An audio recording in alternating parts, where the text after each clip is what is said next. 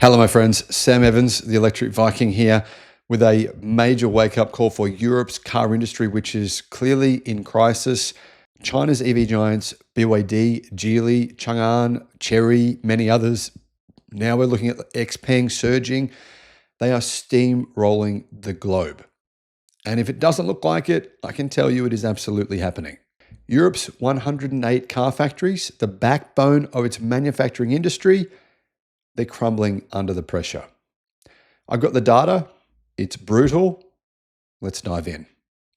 Picture this. There is 108 car factories across Europe tracked by Innov EV. Tracked by Innovev. And the German media are reporting on this, and they're saying this is a huge problem.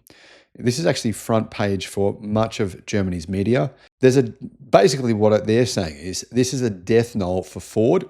Ford's union in Germany already says they're going bankrupt and it's inevitable.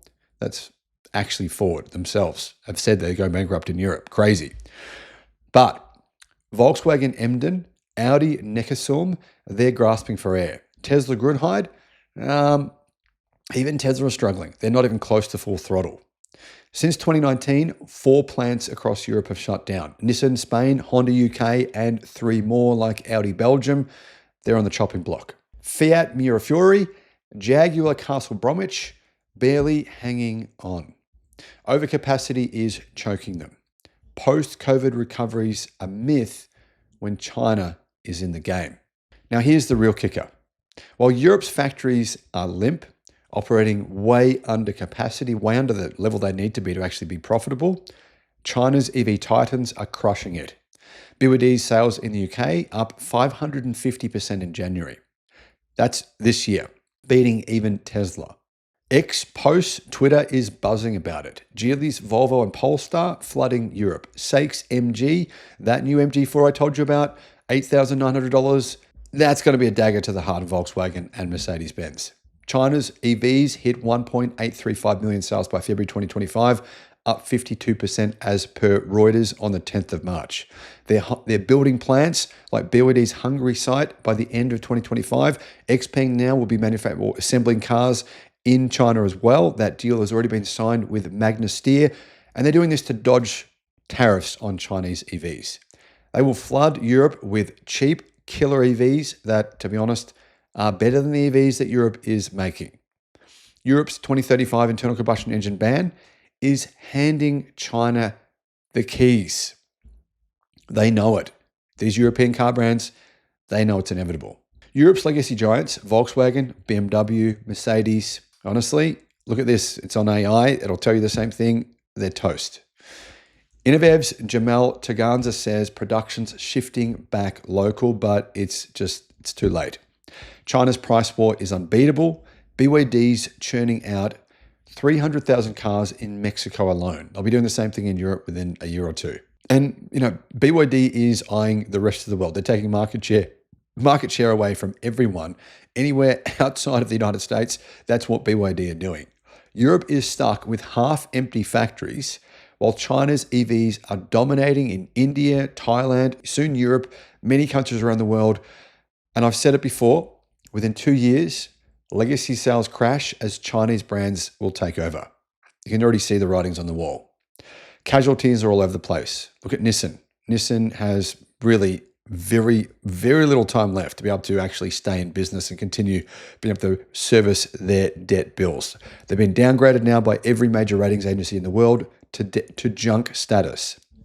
ZF's 10 billion euros of debt, Nita's collapse, it's a preview. Europe's next if they don't wake up. So, Europe's car industry's on life support, and China's pulling the plug. BYD and Geely aren't just winning, they're rewriting the game. They're building cars at about half the price, or electric cars at about half the price of their European rivals. Europe just can't possibly compete with that. What do you reckon? Can Europe fight back? Can they find a way to save their entire automotive industry, their 110 car factories?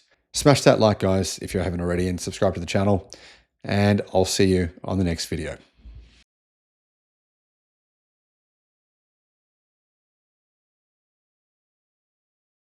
Do you remember when General Motors used to own the Opel car brand? and then they sold it.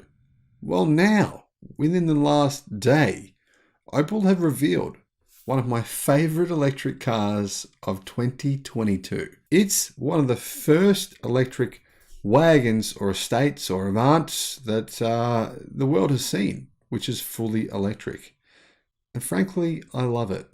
In fact, I think the hatchback version is better than the Volkswagen ID3.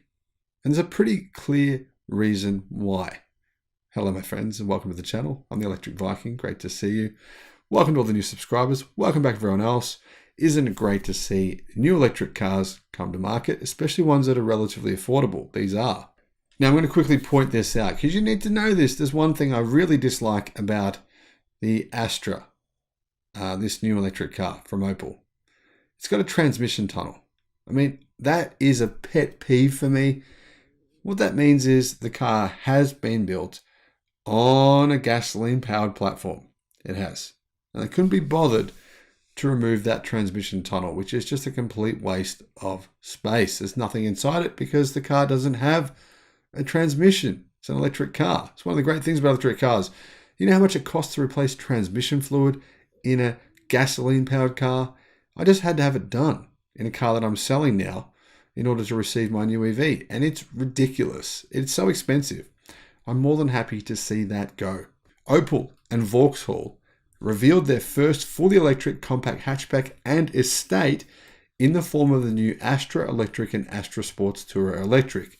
These models look nearly identical to the internal combustion engine powered Astra range, because they are, but they adopt a fully electric powertrain, just like the mechanically related Peugeot E308. Now that is the one big Achilles heel of this car.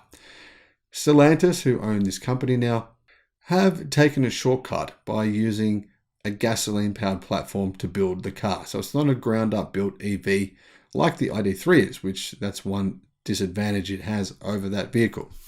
Starting with the underpinnings, the EVs are fitted with a single front-mounted electric motor producing 154 horsepower, which is 115 kilowatt, and 270 newton meters, which is 200 pound-feet of torque. While the power figure is identical to the Peugeot E308 and the E308 SW, the torque is increased by 10 newton meters. Now, my first thoughts on seeing this is, damn, this looks really good. You've got to say, okay, one big benefit of this over, say, the ID3 or the ID4, I mean, the wagon version is a direct competitor for the ID4, is that it looks much better. That's my opinion. Anyway, what are your thoughts on the looks? Let me know in the comment section below.